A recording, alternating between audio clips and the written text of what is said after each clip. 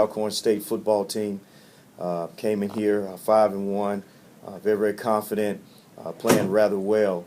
And I was very excited with our production this past weekend. I thought we started off fast, moved the ball well, was able to get the ball in the end zone 3 times early, and we kind of slowed down a little bit later on in the contest, but I think a lot of that had to do with momentum and how good of a football team we were actually facing. And they made some plays on us in the second half, but very, very pleased with our offensive production. Also pleased with defensively us being able to slow them down, so to speak, because they were very, very powerful and very exceptional offense. So great football team for our guys, great football game and win for our guys, and we're just excited about that victory. One thing that stood out to me is your comments, one of your last comments Saturday about kind of the letdown, trap game effect. If you can explain that more in depth, I guess, and why you think this team might be in that category this weekend after the win Saturday. Well, I think when you look at the records and you look at Pine Bluff's record, you tend to think that they maybe not play as well, but they're a very good football team, and they've been in several of those games that they lost. So that's the reason why I mentioned it as possibly a trap game, especially when you haven't been in this position, before. We're in a position now where, a lot of people are chasing us, and we're used to chasing people in the last couple of years. So we're just trying to make sure that our guys understand that it's going to be important for us to play the way we're capable of playing and continue to play with passion and continue to play hard. On that note, just like you said, a lot of teams in the last couple of years, you've been chasing other teams because of your record. We also have the history of Grambling being so legendary. So what's the balance between those two, where the coaches remember the legendary Grambling, maybe the team remembers the Grambling from last year? So what's the balance between those two? Well, for us, it's just continuing to do what we do and continue to keep those guys focused in the same way. We have a routine here of what we do every day of the week, and we're not going to stray away from that. And actually, we plan to be even tougher now, to make sure that we stay grounded and play the way that we're capable of playing. Just how difficult is that, though? Because I wrote about that this morning, how you kind of pointed Appreciate to your comments, too. Different way of saying it, the hunter, and now you're the hunted. Before you were going after teams, like you just mentioned, now teams are going after you. Right. It's a little bit different territory for Grambling. It's different, but what we focus on and what we've always focused on all year long is what's important now. Just like we said in the beginning, winning. What's important now, meaning the next thing, and we just focus on doing the next thing well, and continue to put enough good things together well will result in a really good day. And that's just the way we go about it. We try to stay away from looking at the scoreboard. We try to focus on the play that's at hand and play that play as well as we possibly can, and then go to the next one. So whether good, bad, or indifferent, we try to wipe it out and go to the next play. It doesn't seem like it's going to be an issue with the players, not from the 4 that were up here Saturday. Right. It seemed like they were locked in. Yeah, and that's a testament to our coaching staff. I think our coaches have done an exceptional job at making sure these guys have the right mindset, but then also feeding them the confidence that they need to really believe in themselves. Because you have to believe in yourself before you can achieve anything, and our kids have done a great job of that. What stands out about Pine Bluff that makes you think that they could be an opponent that's still dangerous? Well, they still have quality football players. They have a great quarterback who's won a championship for them before, and a number of other guys on their team that have played well and have made a lot of plays for them. If you look at the Southern game, that game I felt was taken from them, but that's part of it. You play the game and you have to move on, but very, very dangerous and scary team, and we have to be ready to play. What do you anticipate the environment being like on Saturday, given that it's homecoming and some alumni come back in town? Maybe some of the crowd got ruined this week because of the rain, so are you expecting even more this week? Yes, we're expecting a big crowd, and our kids and our coaches, we're excited about playing at home and playing in front of our fans. So I feel we have the best fans in college football. One thing about it, they're going to be there, they're going to cheer, and you're going to hear them, and that's what it's all about, and then when you add the band to that makes it even juicier.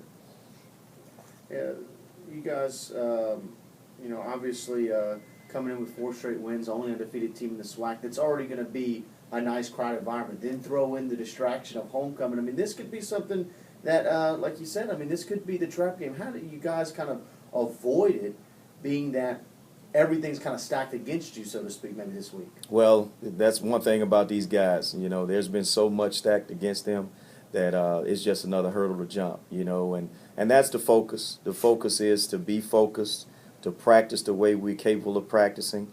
We really don't focus on Saturday. We focus on today and making sure we have a good quality work day today. And then we'll do the same thing Tuesday, Wednesday, Thursday, and Friday. And then after that, you know, we play as hard as we possibly can. I feel this team still has not reached what we possibly can reach. And that's up to us to make sure we get it out of them. During this streak, how much of it do you think is attributed to the play of the quarterback? I know Williams is coming in and played really, really well. Right. A lot of it is attributed to him. I think he gives us an added dimension. He opens up things a lot more to help our running game because earlier in the season we were struggling running the football. But he helps us, you know, gives us an added dimension with his legs and also with his ability to throw the football. You know, it's definitely a team effort, and those guys are doing a great job of blocking for him, and then he's making some plays and throwing it down the field, and the receivers and running backs and tight ends are catching the football. You mentioned that you wanted to play a more complete game, even though you were pleased with the win. So what do you want to see as the next step for your offense? I think I would like to see us be aggressive the entire ball game, and really get to the point where we can, strike effectively the entire ball game. I think, when we were trying to run the clock out a little bit, I think we kind of got complacent and the momentum shifted a little bit. And we were able to regain it later on, but it's tough when you lose it. You know, I'd like to see us play with a lot of juice and keep that momentum the entire contest. Does that have a lot to do with maybe not being in that situation the past couple of years? A lot of these guys not being with the chance to have, kind of holding the lead late? I'm not sure. I'm not sure about that. I hadn't been able to put my finger on that. But for us, we just want to make sure we play the next play, and that's all we're focused on. The complacency issue, when you had that big third down completion, was that kind of just a reminder that it is okay, I guess, to be aggressive and throw the ball instead of kind of just lining up? Maybe telegraphing a little bit, running shotgun when you can still run your offense even if you're up by a couple scores? Yes, and we talked about that, and a lot of that is my fault, because I feel at times you got to take some of the air out of the defense, out of the other opponent, and then our defense had been on the field, a lot of plays, so it's a catch-22. You want to be able to throw the football, you want to be able to move the football, but also, too, you want to kind of drain that clock a little bit also as well and give your defense a rest because they were playing well.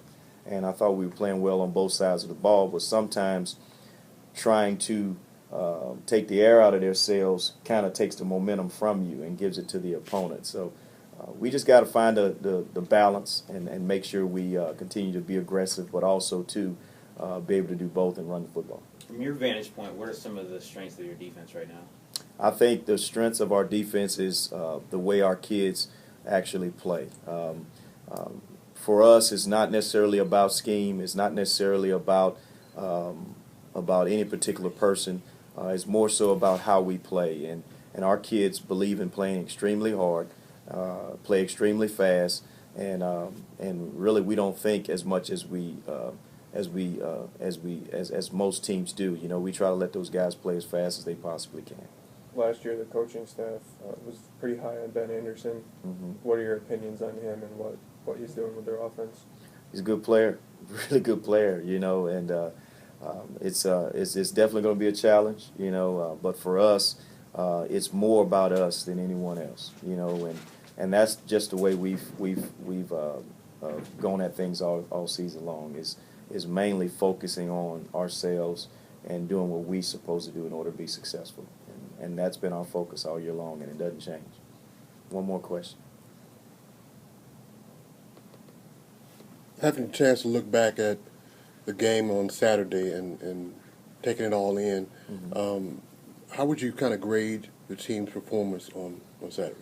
I would give us You want me to put it all together or just offensively? together. Put it all together. I would say probably a B minus because I thought we started off rather fast. Defensively, we played extremely hard. Offensively, I think we had a little lull in there later on in the game.